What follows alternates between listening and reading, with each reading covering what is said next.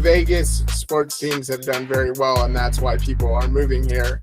The game day experience is unlike any other. Taking a breath, opening up your awareness and not having too narrow of a vision, because when you're really focused on something, you can just forget about some of the more important stuff. I think one of the ways we could fix the university system is learning a trade while you're in college, right? Maybe that means we just expand community college. Everyone, today is March 29th, 2025. My guest today is Joseph Peter Astunio. Joseph is an attorney for the state of Nevada. Thanks for coming on the podcast, Joseph. Glad to be here, Krish. So we were talking about Nevada and how Las Vegas, and how Las Vegas now has an NFL team. Yeah, so I mean, growing up here as a kid, I never thought that we would have an NFL team here. It's just so crazy that we got one of the historic franchises too of the league, multiple Super Bowl wins, such a storied past, plenty of Hall of Famers. I think it's cool that we got a Bay Area sports team. I'm a 49er fan personally, but I have a little bit of love for the Raiders when we're not playing each other. But yeah, I mean, it's just wild. And then us getting the A's too is also wild.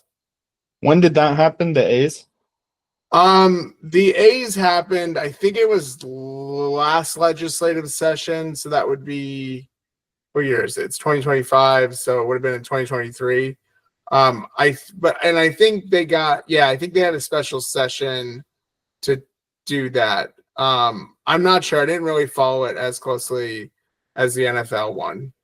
I honestly thought the A's thing would fall through.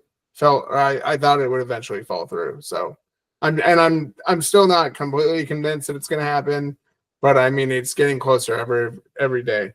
The stadium's gone up a lot of money in price, just with the cost of materials going up. So I think there was like an added price tag of $200 million to the original figure. So I'm kind of skeptical a little bit that it's going to happen, just because of, I mean, the A's organization let go their president, and they basically, I believe the person they installed was in charge of the Raiders stadium moving forward. So maybe that will get it over the finish line, but we'll see. Wow, stealing all the Oakland teams. Except for one of them went to San Francisco, the Warriors. I think we're either going to get an expansion team for the NBA, or we'll get some other franchise. Yeah. Well, I heard Mark Cuban say recently that being, in the sports industry, you can't just be about your sport anymore. You kind of have to have a whole set of amenities attached to your franchise or your entity, kind of like the Cowboys. And then going back to why Las Vegas probably has gotten a team like the Raiders, is like every Sunday people are already out on the strip, so it's real easy to just make that a part of the culture, and you've already got all those other pieces right there for entertainment. So I'll get into that part in a second, as far as the entertainment part. But you brought up an interesting point about Mark Cuban. So Mark Cuban recently sold the Mavericks. And do you know who he sold it to? I believe it was a Las Vegas, the widow of the Las Vegas Adelson.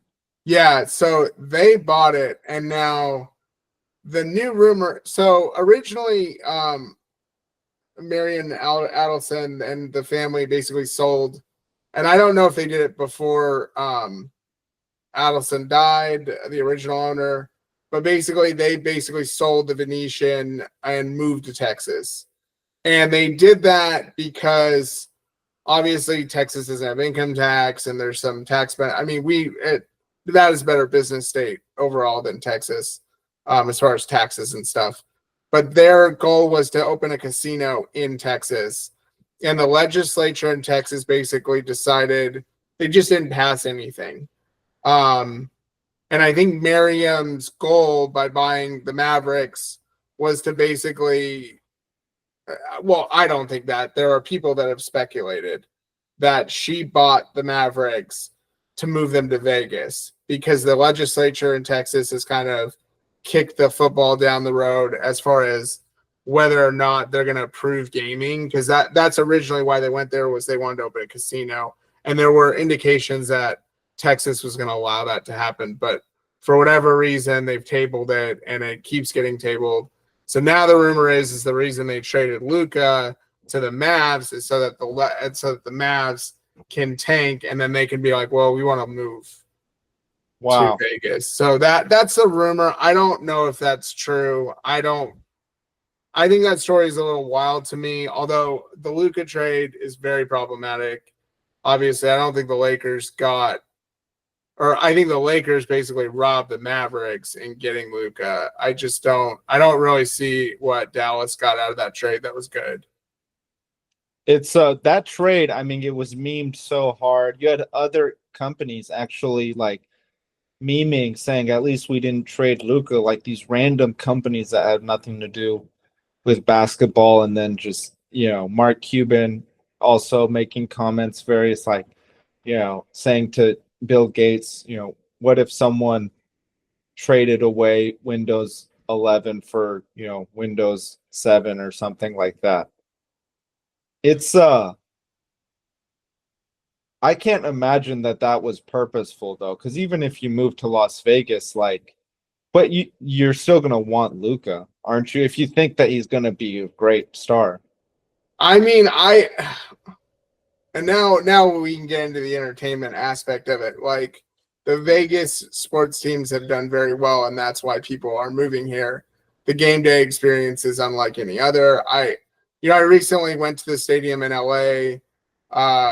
It might have been a year ago, and it was the Chiefs Chargers.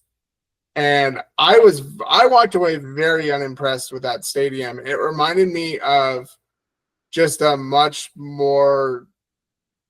It reminded me of Qualcomm as far as like the services, right? Like as far as the food and I left not like very unimpressed with the stadium. And then when you go here and you have like, really good local food vendors, and I mean almost every Raiders game is pretty much sold out. It's actually the most expensive, from what I've been told, it's the most expensive ticket in the NFL. And then if you go down the street to the Knights at T-Mobile, that's also one of the most expensive tickets in the NHL. I think that the only more expensive ticket in the NHL is Toronto. In fact, T-Mobile is the highest grossing arena in the world.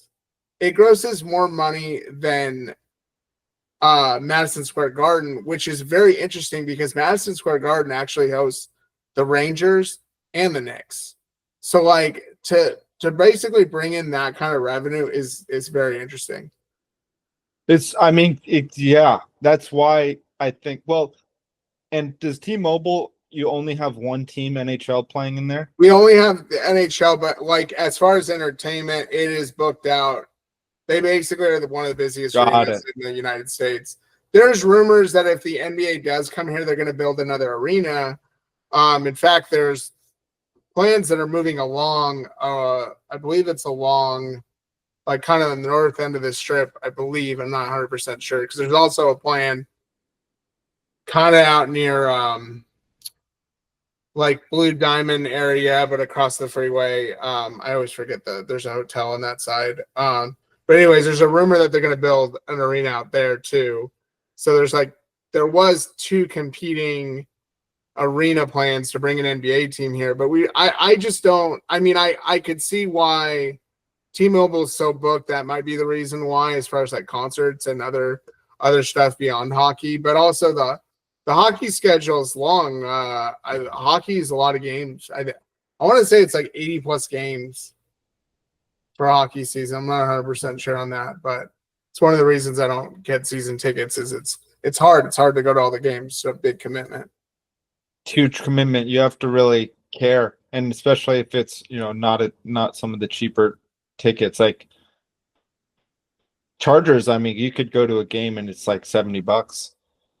Yeah, I mean it's $70 for nosebleeds in T-Mobile for a hockey game typically. In Okay. fact, they have seat licensing. I want to say that we had to put a deposit down for because we were going to buy season tickets at one point, and we just decided that it wasn't worth it.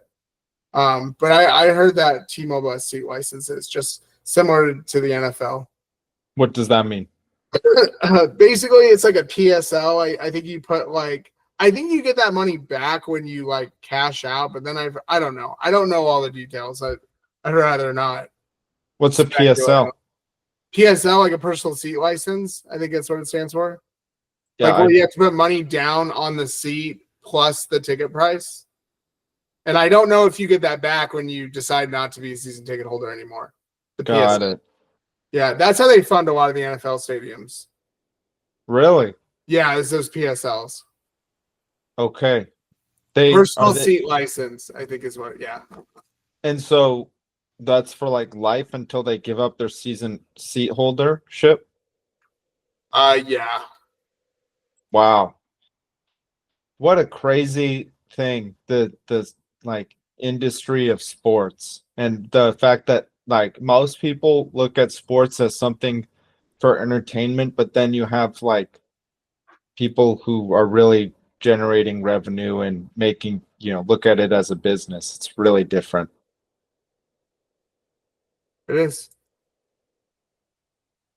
Hey, I lost you. I'm trying to find. Oh, there you are. Oh, that was so weird. Okay, now you're back. Okay. Wow. And you also said something earlier. I don't know. You said did you meant to say this? You said Nevada is a better state to do business in than Texas. Tax wise, it is. What is how is that? Texas isn't really. A lot of people think that because Texas leans a certain way politically that it's a low tax state, and it's not. Texas's taxes are super regressive. They have one of the highest, I believe it's one of the highest property taxes in the country.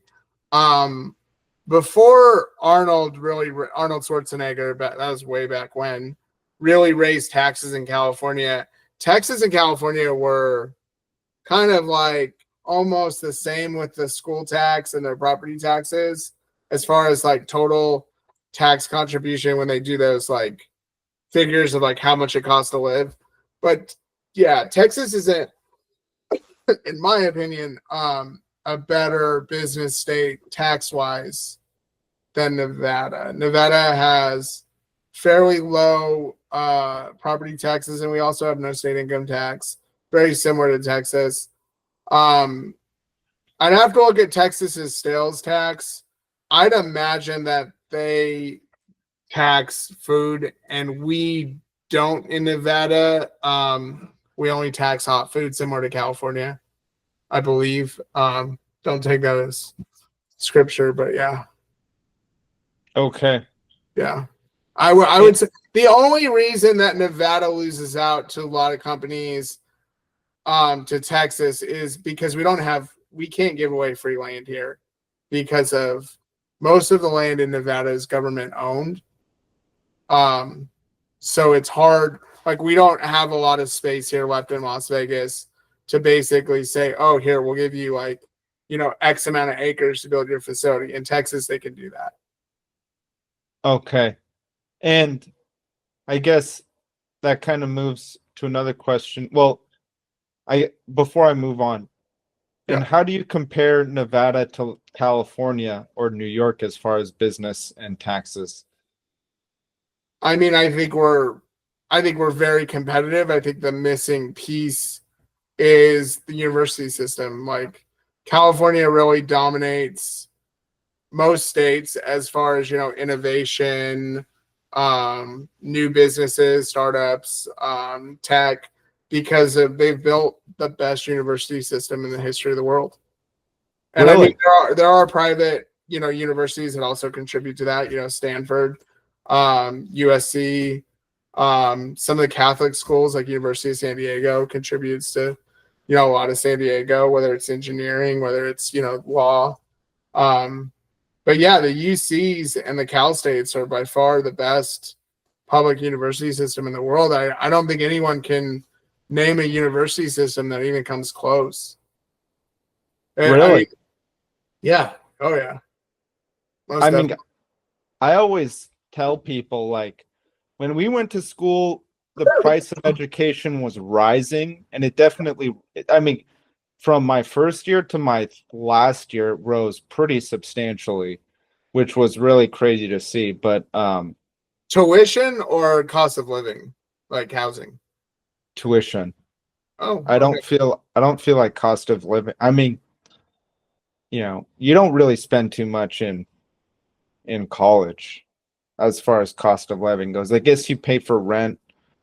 Well, But rent increased significantly from the time I graduated to now, well, like yes, almost 4 times. yes. I meant the time only four. My rent in PB was between 650 and 850 a month. That's low, and I For a get one that bedroom, or you had the whole for a thing? bedroom in a house. Okay. I'd It's probably imagine you couldn't find anything for less than 2,500. So maybe for a three bed. times. I think you could find something 1800, even possibly 1500 for a bedroom in a house in PB. I would say it's like 2.5 to 3 times more. I don't think I 20 might be exaggerating. 4 times is a lot. 2400 is like you're like close to getting. I mean, if you want a one bedroom in a place, that's 5,000 between two people. That's a nice house. That's a nice place. I mean, you could do 5,000 between three people and still get a decent spot, one bedroom, like a That, 3 bedroom place. Maybe not in San Francisco. And we mentioned earlier we have a lot of friends moving from San Francisco down here. I actually kind of, I'm considering moving up there as, when do you have a job prospect? Is that why? yeah, I mean, yeah. I don't know. It just San Francisco or LA, I'm kind of getting tired of San Diego. Whoa, wait, you're getting tired. How do you get tired of San Diego? Explain. It's just slow. It's very slow. Oh, I will just say this to you. You will miss that tremendously. When it stops, Yeah, because like life will definitely speed up there, probably because maybe it's faster. But LA too. LA is like, the other city that never sleeps. Yeah, I mean, if you want to do that for a season of your life, I'd encourage you to do it. But I mean, you will miss as you get older. You will start to miss the slower pace of life because life definitely slows down a little bit. That time is. I posted this really interesting article. I didn't even finish reading it, but like time is so relative to what we think it is. And I know like there are seasons in our life where we want time to kind of pick up a little bit, but like just kind of value those slower times in life where time doesn't pass you by as quickly, I would say. Because it will at some point. You're like I don't know. For me, I mean, my weeks just fly by now. I miss being young. I miss time moving a lot slower, and I miss having tons of free time and obviously hanging out with the boys and partying with you guys in PB. But yeah, I if that's something that's really on your heart, you should do it. But I would, yeah, just remember that. Remember this conversation. free time. Free time is really not having it. It's not fun.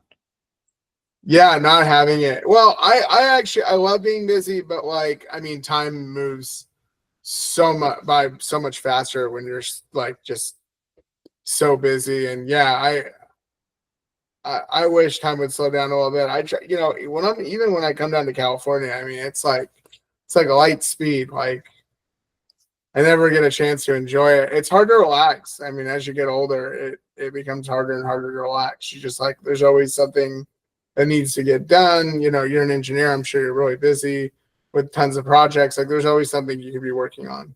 For me, it might be billing, it might be, a side project that I'm doing for a client.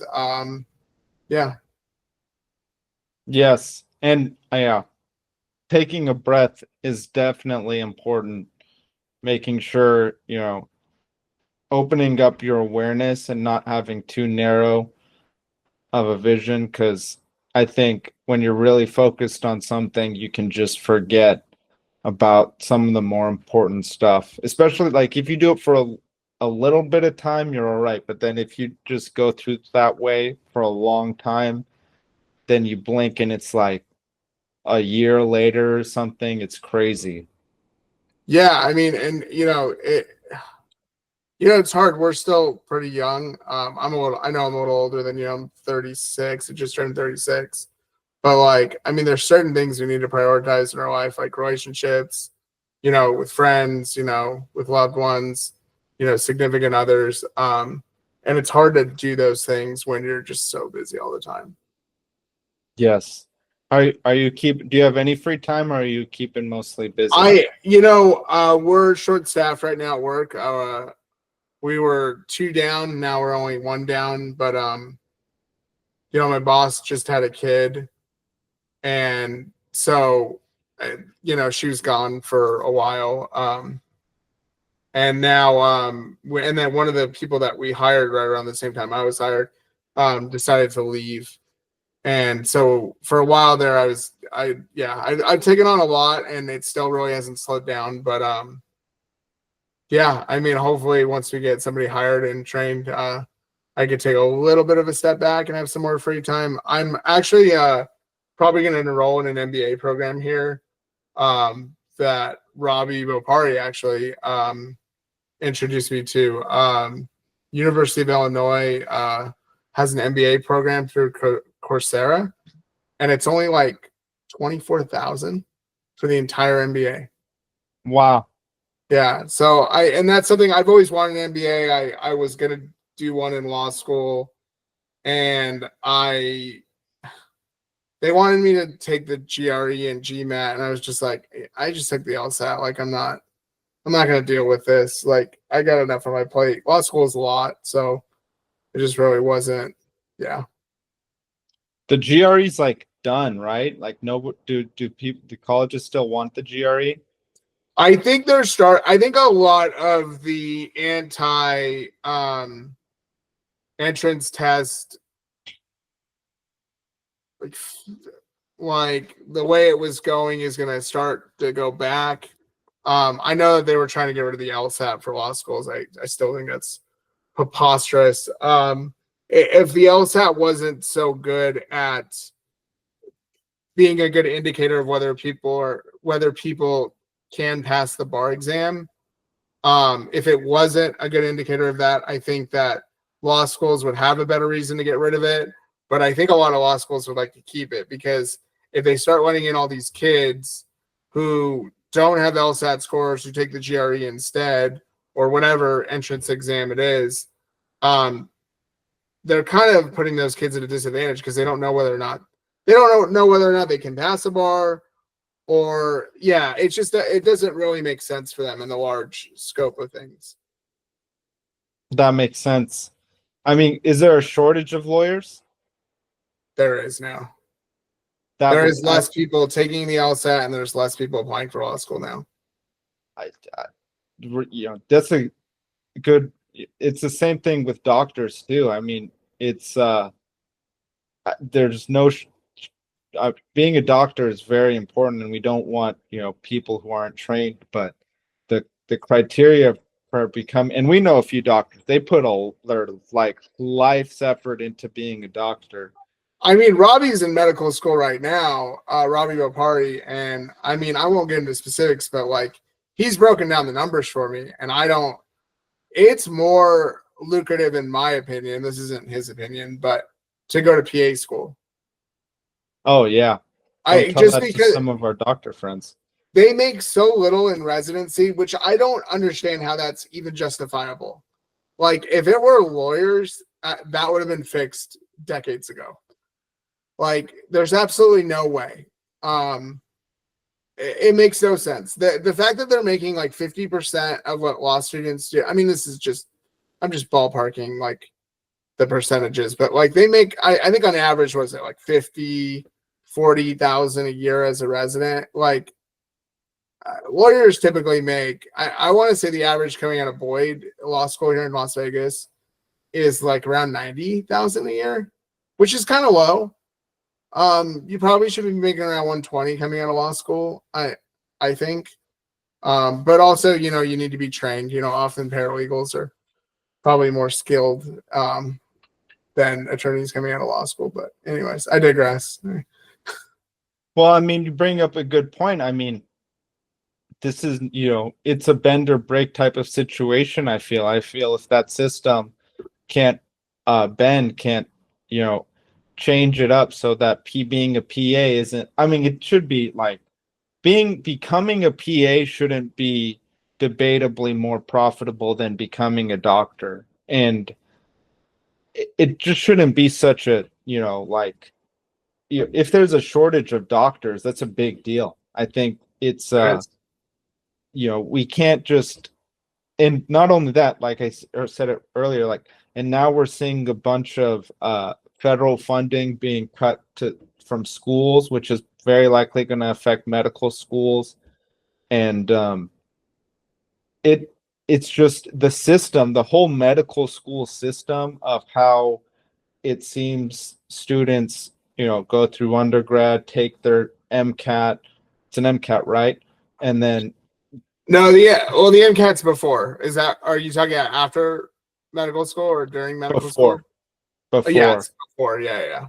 And then do medical school and then do like some type of matching. There's so many things that go into it. And it's such a crazy, I mean, it's just completely, unfortunately, a lot of systems in America, I think we're seeing, not that sustainable. Like it might work for 20 years, 40 years, 50 years, but by the end of that, you're not going to have the same quality of output, as just the availability isn't going to be there.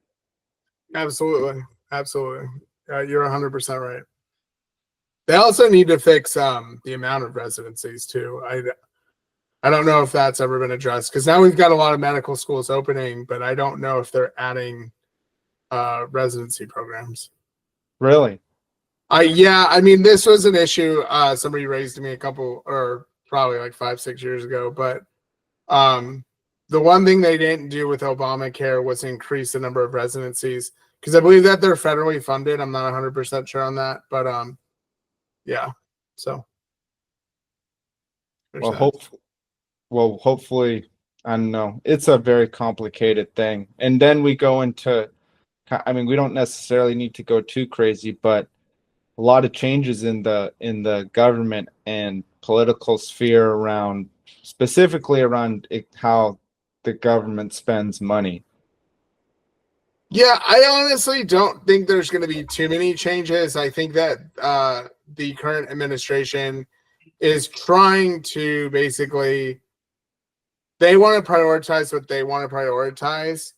Unless Congress gets involved, I really don't see a lot of changes. And I still think it remains to be seen how much money we're going to save with Doge. I just don't know. I right now it's way too early to tell. I think common sense would tell you that it's going to save money, but I think that there are other things that people aren't factoring in or taking into account that could counteract a lot of that. But if Congress doesn't give Doge its blessing, I don't see why another administration wouldn't come in and just put everything back to the way it was. Because I'll just leave it at that. That makes sense. One thing is he's going really fast. So he hasn't even, just the new administration hasn't even been in office for 3 months. And it seems like, so that's one thing. But there was something else that I wanted to mention. I forget. Oh, the executive, aren't many of these organizations, these federal government organizations, part of the executive branch, kind of a, like the health and human services, FAA, FBI, CIA. These are all like, I believe they were all created post World War II, and they all are under the federal branch. And I think like The executive branch, you mean? the Is that what you're executive branch, yes, the executive branch. So it would make sense that, you know, you could remove these offices. I mean, wouldn't it make sense that simply because only the executive would be able to remove these offices? Because I did hear this kind of I have a historian. You listen to him. Who's the historian that we both like? Roy, or you used to share me some of his content. Roy Cos, I forget his name. He's a history professor in Austin. the guy who like does like I sent you the video on Persian, like some kind of like, was it about ice cream or no, Yes. it was about shaved ice and then how it became ice cream under the Italians. Are you talking about Yes. that guy? He's in Austin. I did not know he was in Austin. He's in Austin. He's a professor in Austin. Roy Casagrande. Yeah, I watched a video recently about how he said that the United States has basically been in decline since, what was it, like 74? Did you see that video? Yes, I probably have. I was very skeptical after seeing that. I mean, I think that's a very, I don't want to say left or right wing perspective, but I think that's a very, I think to a degree we've Left-wing. lost It's a the very middle left-wing class perspective. Yes. Well, I don't know. Well, maybe not, because the current administration likes to say that they are basically the party of the working class, and they are, because the working class, I think, overwhelmingly supported Trump. Yeah, I don't. Yeah, I won't get too into that. But what was your original question? Sorry, I lost track of where we were at. Well, he says, there's 550 elected officials in the entire, in the federal government. Mhm. There is, this is, and he makes the point of, in Athens, 1 out of every 5 people was a voting citizen, but in the United States, there are 550 elected officials, no more, no less, federally elected officials, and those are the 550 people that hold power according to him. And he just makes the point that we are nowhere near democracy. And what do you think? There are very interesting perspectives of this. Like, there's a lot of people that say that the founding fathers would have preferred that we expand the size of Congress as the country grew, and that today the average citizen is very underrepresented, which, to a degree may be true. The reason they don't expand the number of members of Congress is they don't have any room in the Capitol. They're basically they could probably maybe, I mean, this is just my guess, they could probably add 20 more members, but that would be like a drop in the bucket. And I don't think there's, bipartisan support to expand. I mean, if any, we probably should add at least another state. I mean, Puerto Rico should be a state by now. I don't think that's a contentious topic. I think Trump would even support it, and I think Democrats would overwhelmingly support it as well. Yeah, I mean, there's an argument to be had there that we're very underrepresented. That's an interesting point. Yeah, I don't disagree with that. No, and I don't necessarily disagree with it either. But to go back to the executive branch and these organizations that seem to be that the current administration is, trying to roll back, it seems like, even for Congress, it would possibly be in their favor. I mean, I think, what's happened so far is Congress has kind of just let this gone by. And I think, if I was a Congress member and I saw all these executive branch organizations starting to lose their power, that's executive branch power. That's not legislative branch power. So Well, let me throw a little curveball into that. Congress is empowered with the oversight role, and all of these What's the oversight role? Congress is empowered with the oversight role, not the executive. But what is it? What do you mean? What is the oversight role? Like oversight, like basically I'll give you an example of an oversight role. Congress has their committees, standing and sitting committees, and basically each committee is probably assigned several departments, and basically they can review, audit, do whatever they want. They can subpoena whoever they want. That's Congress's job. They've gotten lazy I would say, like, around Congress was probably really good at its oversight role until the 2000s. And then I think briefly from 2006 to 2008, that was kind of, and this is my opinion, like somebody else may have a totally different opinion of this, but from once after 2006 to 2008, or it would be actually '07 to '08, until Obama took office, Congress tried to basically re-exert their oversight role. And then I think once Obama became president, it became less and less. But then also Republicans kind of started it in the 2000s under Bush. And I think there's plenty of blame to go around here. But I think Congress has just gotten really lazy at their jobs. Both parties, nobody's really, stepped up to their oversight role. I think Republicans would argue otherwise, because I think the Judiciary Committee thinks that they do a good job with oversight. But I have plenty of complaints about that as an attorney. But yeah, it's like, for example, Trump has basically trying to dwindle down the Department of Education to make it as irrelevant or as little as he can, basically. That, I think that's kind of been their goal. But they can't eliminate the department without congressional approval. Congress created the Department of Education. Only Congress can basically remove it. So it's not part of the executive branch. It is part of the executive branch in the sense that the president nominates the head of that department, and which also comes with a policy making role. But Congress basically delegated that authority, right? Congress delegated and I mean, I could totally be wrong here, but the way I look at it is Congress delegated the authority to the executive to basically have a department, to staff that department, to make regulations. So yeah.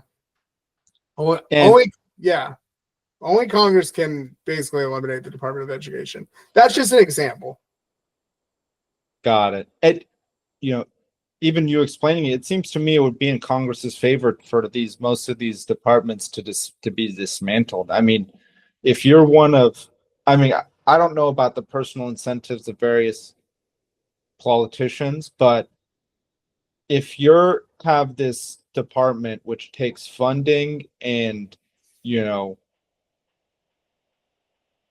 and takes it and gives it to the executive branch, I mean, it just seems like, and it also empowers the executive branch. It seems like a lot of these executive branch groups actually empower the executive himself and kind of put Congress in a position where they have a difficult time implementing their oversight rule, because like the executive branch is meant to be a single person, and that's how Congress gets all of its power, is that it's not a single person, it's a huge group of people. But once you start putting all of these groups of individuals into a branch that was really meant to be a single person, it's really I feel like it expands on their capabilities, because now you have it's not just Donald Trump anymore. Now you have all of these different department heads, which makes sense to a certain degree. But yeah, if I was Congress, I would consider just letting them dismantle for the benefit of your own branch. Yeah, it'll be interesting to see what shakes out. I honestly don't think Congress is going to do anything. And I think it's a shame. I think that honestly Congress should step up and exert its oversight authority. It probably should be working together. Whether I think that certain departments should be eliminated, I don't know if education is one of them. I'm not convinced. I think that a lot of the information that was put out about the Department of Education since Ronald Reagan became president is not all completely true. As far as like how we've regressed in education as a nation since its creation, I don't necessarily agree with that. But also, I would argue that the Department of Education has contributed to overall having the best university system. If you look at the United States as a whole, we have the best universities in the world. Do you agree or disagree with that? Agree. I mean, and there's not really an argument against that. Part of that is, much of that funding comes from the Department of Education, whether it's loans for undergrads, whether it's, money for research. I don't necessarily, I don't think the problem is so bad right now that it needs to be fixed. I think that what the Department of Education should do, because I think student debt is becoming a big thing, is I think that they should basically negotiate with both. I think private schools should be in a different tier and public schools should be in another tier, and they cap the price of tuition per year. Because I don't think that this now unlimited amount of, essentially you can go to university and take out an unlimited amount of student loans. Yes. And you have 20 years to pay them off, and then the rest are forgiven. Yes, you pay a big tax penalty on whatever's forgiven, but I mean, that's still money that, and I get it. Like, there's also an argument that would say, well, that money goes to really good things like research, right? I mean, research is the reason that we are where we are in the world as a country. So I think that there's this conversation needs to be had, but I don't think that we're going about it in the right way. I think that it's gotten way too political, and we need to take a step back and be like, okay, what works? Like, what's working? What you hear this idea so much, America first, what are we doing for our country to make our country better? Well, I feel like we've gotten so political that we're getting away from that conversation. Like, what is in the best interest of the United States? Is it eliminating the Department of Education? I'm not convinced that's, in the best interest of the United States right now. You could argue K through 12 maybe, but honestly, I've never seen good statistics prior to the Department of Education's creation because they didn't really keep statistics. So now we actually measure. We probably didn't measure very well or at all before the creation of the Department of Education. So it's hard to make an argument that education is worse off as a whole. Now, I don't really see it, but I mean, I think it's a conversation we need to have. There's definitely waste in the Department of Education. Like, you should not pay $250,000 for an undergraduate degree. Would you agree with that? That's insane, Yes. right? I mean, Yes. I even an engineer, mechanical engineer coming out of college is not going to make. I mean, I guess you could pay that off in 3 or 4 years, but that's all of the money going towards that loan.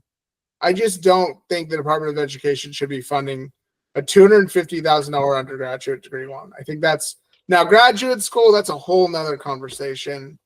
Especially if your graduate degree is going to put you in a position where you can pay off the loan. And I think that's more of a business decision getting a graduate degree than an undergraduate degree.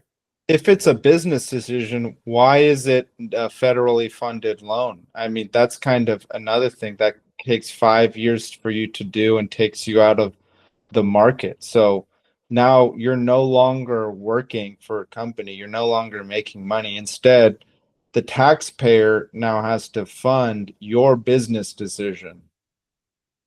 Yeah, but the taxpayer funds small business decisions anyways. You can go get an SBA loan of up to, what is it, like 2 million? I don't know what the limit is off the top of my head, but I think it's like 2 million.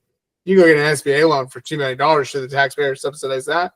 And I mean, and then you can even get into, like, really get into the weeds and be like, well, that money's not coming from the taxpayers. We probably just printed that money. That's true. But I guess my point. Go. Well, let me add one more thing. And the Treasury Department on SBA loans gets that money back, right? I mean, normally you pay back your loans and you make interest on the loans. Student loans are not set at a small interest rate. They go up and down, I think, based on inflation and based on interest rates. Like, we don't get a sweet deal as far as interest rates. I really think they should also cap the interest rate at like 2%. Well, that's another thing. It's like this isn't even becoming now, you have the next generation of students kind of warning each other, don't go to school. You're about to, one, are you going to be able to just go to undergrad and come out and get a job? Two, this is very expensive. You've seen your parents' generation and possibly your older siblings' generation or someone older in your family still in debt 10, 15, 20 years later. And then again, going back to the jobs, like a lot of students right now, I just read like some statistics, like a quarter of Harvard grads, MBA grads don't have jobs still, like a year after graduating. I don't know if that statistic is real, but like I heard that statistic. I read that too. and yeah, there a lot of rumor. A lot of people are saying now that MBAs are more of a negative than a positive. That's kind of and here I am wanting to get an MBA, but I mean I'm doing it for the skills, not necessarily for I'm not aiming for another job currently. Although that might change after I get an MBA. It's interesting. I mean, one of the things that we've done a really bad job at doing too is we've really neglected rural areas. And I also think that, a lot of that kind of like, it's definitely a group of people that probably would prefer to work with their hands. And it's not, and universities, I said this to my brother's studying at Northern Arizona University. And I think one of the ways we could fix the university system is learning a trade while you're in college, right? Because now the big argument is, okay, well, what's the purpose of getting a political science or communications or an English major? What if you came out of college with also a skill, right? I'm a huge proponent of like, maybe we need to add things to the list of the things we're doing, like kind of like California's community college system. You can become an airplane maintenance tech. You can become a pilot. There's all these other programs.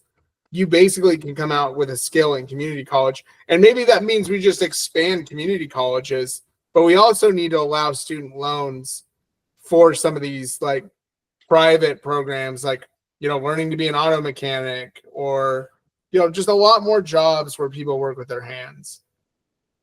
that makes sense. And I think the problem here is just the lack of accountability of the federal government on itself to think that it could just,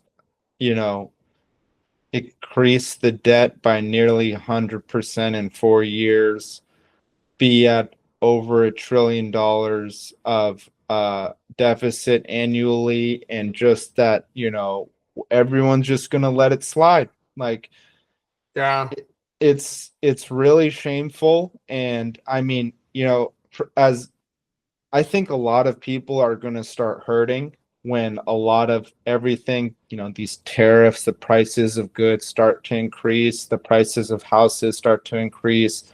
Once the consumer really feels like that choke of, oh, I don't have free trade anymore. Once a lot of maybe, what if there might be cuts to Social Security? There might not be. Maybe there are cuts to Social Security. I think for younger people, these risks are less of risks because when you're younger, you can adjust, you can move, you can kind of you can figure it out on the fly a lot easier. But, there's a silver tsunami coming. And I don't know if you know what that means, but that's kind of the great retirement of the boomers, the great leaving.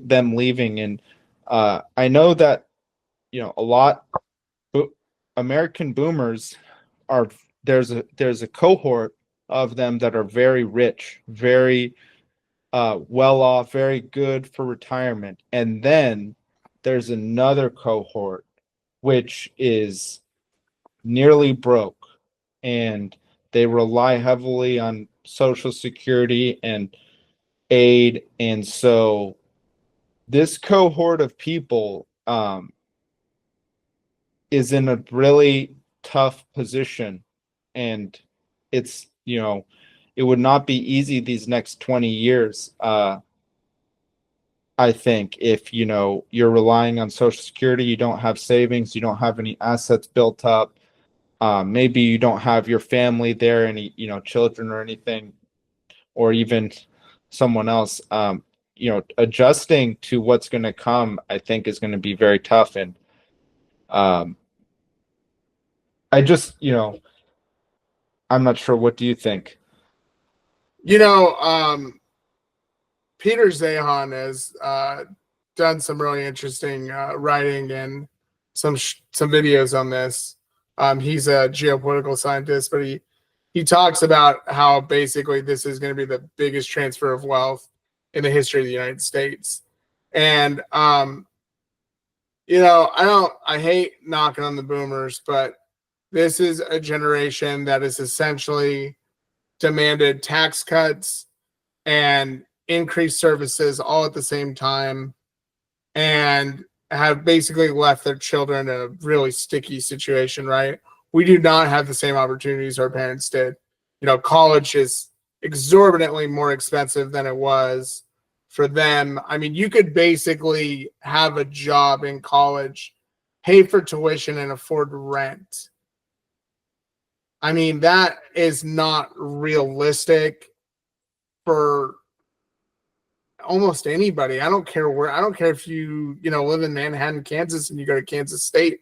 I cannot picture you having a high enough paying job to cover your tuition, books, and board. I'd be very surprised to meet that person, unless they like are a plumber or something. You know what I mean?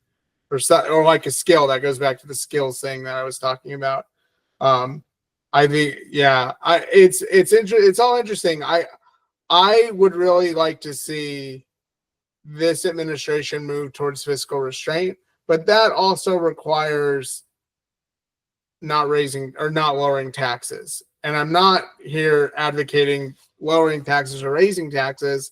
I just think that at some point we need to have a conversation about, when are we going to stop lowering taxes when we can't afford what we're paying for, whether it's defense spending, whether it's entitlements. And I mean, I think there's a good argument to reform entitlements. I don't think Social Security is one of those things you should necessarily touch, but also they could raise the cap.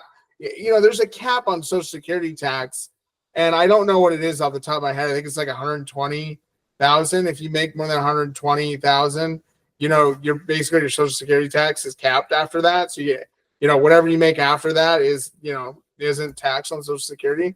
I mean, that's a problem, right? I mean, that alone would probably do a lot of damage, or do a lot of it would help Social Security. It would help make it solvent.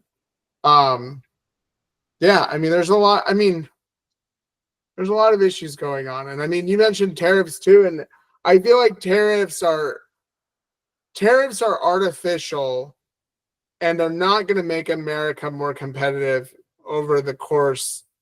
It's just not. They don't really make sense to me. Essentially, what you're doing is you're making industry less efficient, less innovative, right?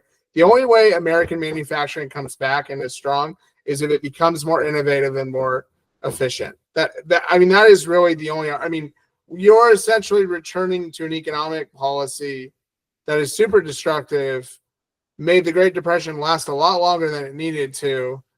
It just really, and I'm not against retaliatory tariffs or targeting, tariffs for very specific things like, national security purposes. But this, it just doesn't, and I'm waiting to see where the dust settles. I don't know what, the president and this administration is trying to do. And I don't think they're doing a good job of making that clear to the American people, and they should, because I think that this is the quickest way that, I'm not saying America's on a downfall trajectory, because if anything, we've emerged from COVID by far the strongest, most diverse economy in the history. I mean, like even more so than in the history of the world than we were before. It's I wild. know. It's super wild. I think when we were in college, the European Union and the United States, if you measure total economic activity, was almost like the same, right? Europe might have been a little bit ahead of us, actually. But now, I mean, we're like a third richer than all of Europe. The European And Union, I think, as a whole. Canada, I mean, its growth in the last 10 years is abysmal. I mean, it's really bad. 0.5, I think it's 0.5% in like 11 years. Yeah, it is. I mean, we are by far, and I don't think bringing back manufacturing is going to make us stronger. It's going to. No. I mean, I would even go a step further. I think that the CHIPS Act might have been a bad idea. It was a horrible idea, but can you tell me why you think that? Fareed Zakaria actually just did a lecture at our alma mater, and he talked about this in depth. At UCSD or Tennessee? At UC San Diego. Okay. Yeah, Stephen Hadley and I forget the Democrat counterpart, but basically they run a global policy institute at UC San Diego. I think it's mainly focused on China, but I'm not 100% sure. You should watch the lecture. It's a really good lecture, but he talks about how we basically did this in the 1980s. Reagan basically put tariffs in place on, I think it was Japanese and Korean chips, and then he tried to subsidize chips and bring them here. Well, it failed. It failed like it wasn't, nothing good came out of it. And what's interesting too is if you look at Germany and Japan tried the policies that we're trying to implement now as far as tariffs, and they've reversed that, and they're just now coming out of the economic upheaval it did to their countries. I think Germany has like one serious tech company too, as a result of those tariffs. Like it has nothing to show for it. When you artificially make an industry competitive, there's no incentive to innovate. There's no incentive to make things more efficient. No incentive to increase, economic output. It's just like it doesn't work.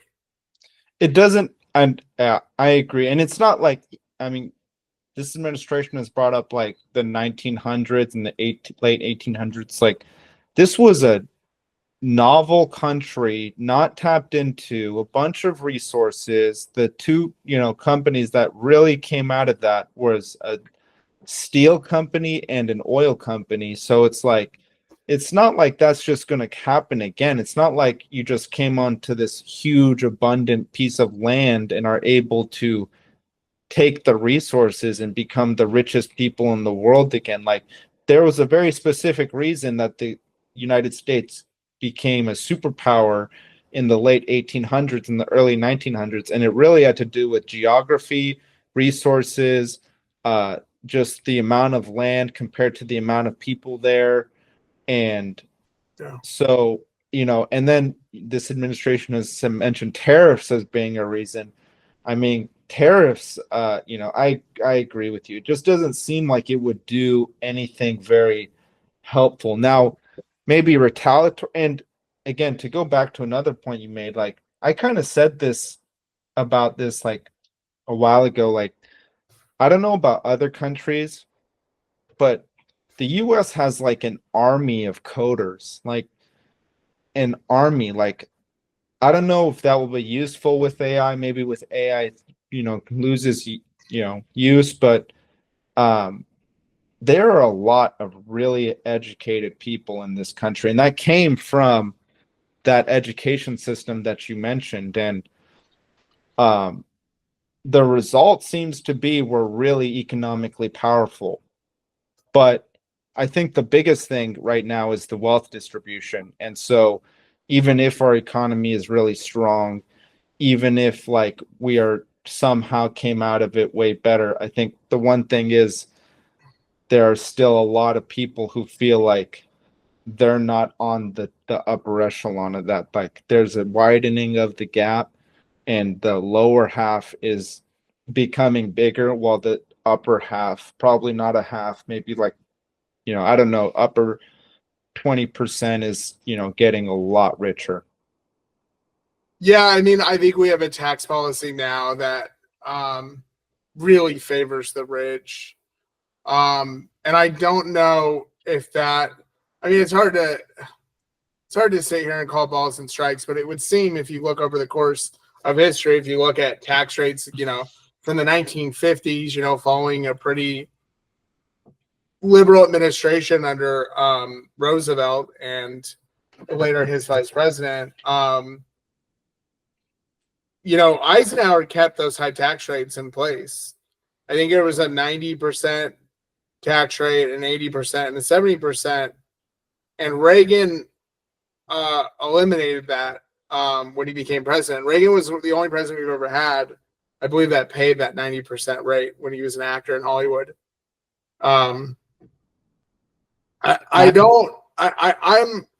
probably lean more on the supply side of things, or maybe like a cross between supply side and neo-Keynesian, which puts me right in the middle, right? I think that the worst thing that we are doing now is we're spending more money than we have. Yes. And inflation, to a degree, inflation's a good thing. And before everybody gasps who's listening to this, inflation, to a small amount of inflation is good because it helps the economy grow, right? You want to grow at that sweet spot of like 2%. But what we're doing now is we're having a lot more growth, or we've had in the last 4 years under Biden. We had a lot more growth, and I would like to see much lower amounts of growth, because I think that inflation is one of those taxes that hits everybody. It's the most unfair tax of all because it essentially makes our money worthless, or it drives down the value of it. So I think the greatest thing our parents could do for us is passing maybe a weak balanced budget amendment, or doing what Europe has done, where Europe essentially has capped the amount of money that they can overspend in each budget cycle. And it's not a large amount, but like, I just think that like this is not sustainable. Like we are, I hate to say the Roman Empire argument, but essentially that's what the Roman Empire did was, they just kept printing more money to the point of, it was worthless. And I'm not saying that we're on the collision path of Rome. I don't think we're going to be a superpower forever. But I mean, I hope our generation isn't the last to see it. I think the United States does a lot of good overall. I'm not saying we're perfect. I think right now we're having trouble learning from lessons, right? I feel like, prior to Biden coming into office, we had a lot of, racial divide and upheaval, and we didn't learn anything from it. I don't think we learned a single thing from it. I'm really concerned at how divided we are. I think that people are giving people a blank check on both sides of the aisle. And it makes you scratch my head. Like the tariffs thing, I just don't understand it, and I want more clarification from this administration on it, because I just don't. Yeah. It just doesn't seem, it seems, and I agree with you, it's because when you say blank check, you mean that, and they don't really think about policy. It's like they're kind of just following Trump's word. Is that what you mean? Yeah, I mean, Democrats are just as bad. Like on certain issues, I don't want to touch any hot topics on this. I'll do it off camera with you, but I mean, both sides are equally at fault. Yes. I'll just say that. I shouldn't say one side is worse than the other, but like, it's just annoying when I feel like when you try to have a conversation with a MAGA voter, you don't really get anywhere. And it's just like it's interesting. I don't know. It's interesting. And I agree. I think they're on both sides of the aisle. And, I don't know if this is how American politics has always been, possibly. It has not. But there's a lot of blank checks being written, a lot of hypocrisy on both sides, a lot of, turning the cheek, and maybe, that the person that you're following is not actually even acting on the types of legislation or the types of principles that you wanted them to or you believe in, but it's just kind of what you do. I don't know. I agree with what you're saying, because it's like it's just what you do. You just vote Republican, you just vote Democrat, or you just voting for Trump, or you're just voting against Yeah. Trump. It's like it Yeah. doesn't really even matter anymore about what the policies are. It's just like you have this tunnel vision of I'm either voting for or voting against this person at any cost. Yeah, I mean, I think it's the first time in our lives it's been like this, but it's been going on for a while now. I guess it's basically started in 2016 and it hasn't stopped 10 to a years. degree. I mean, it might have stopped during COVID, but yeah, it's frustrating to see the state of American politics. But also, I mean, I think that there are lessons to be learned here. I think that maybe we've pushed back a little bit too hard on certain things, or we've not been open to certain things. I mean, I've definitely kept an open mind about this administration for a lot. I mean, and as everyone should. Just I was open minded about the Biden administration too. I have changed my tune a little bit. I feel like I'm now trying to be more flexible. And not always like just reacting to everything that is in the media. I think the biggest downfall too in our society is print media, newspapers. I think that our parents' generation really relied on newspapers a lot more than we realize. And I think the downfall of newspapers has basically left us with these, 30-second sound bites of just garbage. I mean, whether you read liberal or conservative or watch liberal or conservative news, it is basically all garbage now. And I would really like to see the press as a whole try to reform themselves and try to get better at their jobs. Because I think right now we're just on an unsustainable course. Something's got to change. Something's got to change. I mean, it'll be interesting. Everything's getting memed. 30 seconds, 7-second attention spans. It's tough when, you got to actually get the viewers, and that requires outputting a certain amount of content or certain type of content that usually gets people going. Or sound bites, right? You're trying to hit those keywords, those buzzwords that are trending, and it's just, yeah. I mean, we're in a very it's weird too, because when we were growing up, typically news media that was on TV and stuff, those departments weren't really they weren't there to make money. And now a lot of these news divisions bring in money. And that is not normal. That was not normal when we were growing up, but now it's like everyone does it. And I think that's actually a good argument. I don't know. Yeah, I just don't know where we go from here. Well, that might be a good place to end, Joseph. Do you have any last thoughts or ideas you'd like to leave the audience? Not really. It was good catching up with you a little bit on some hot button topics. Not too hot button, but yeah. I mean, I just hope that, some positives come out of, what's going on right now. I think that the overall idea of a lot of these policies appear good on the surface, and I hope that in the end they end up doing good. I'll just say that I'm somewhat optimistic of some of the changes being made, but I also don't watch the news like I used to, and that's, yeah. So hopefully, I don't know. I just hope we move in a positive direction as a nation. My guest today has been Joseph Peter Ostunio. Thanks for coming on the podcast, Joseph.